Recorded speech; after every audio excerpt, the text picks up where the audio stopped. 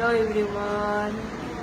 आंना दखानानो दासिमबो ओंखारनानै आखाइ कालार नांनानै दंजोबो माथोआबो जाया गगा मोनदों गुजुदों ओरैहाय दखानाव नायफागासिनो दं आरो नायनांगोन नोंथांमोना सिलिंआ जाखांबायानो पेन्सिल लागायबाय बेनिफ्राय कालार लागायगासिनो दं आरो ओरैनो कालारा दाबो जायाखै 4 तारिखआव अपेनिं जानो गोनाङा समबारावसो जासिगोन आरो दिनै सेटारडे ओमफ्राय समबाराव अपेनिं जासिगोन आरो ओरैनो क्लास लागायबाय ओरै लागायनाय दंबावो दा लोमजानानै अबस्था गैया आरोना अबस्था गाज्रि जानानै दङ आं दा माने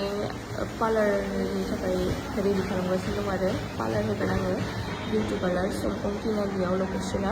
नोंथांमोनाबो बयबो फैनानै भिजिट खालामनो हागोन दा आङो समबाराव अपेनिं खालामनो आखायाव लाबाय आरो बेनिफ्राय समबाराव खै तारिख जायोथाय 8 तारिख जायो खोमा समबाराव 8 तारिख गोलैदों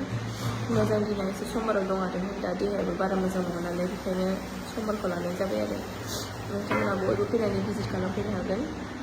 आंनि निउ पार्लाराव लोगोसे आंना दिनै पार्सेलबो सफैदों नै आनबक्सिं खालामथ'वाखै दखाननियानो नैबेबो डेक'रेसननि थाखाय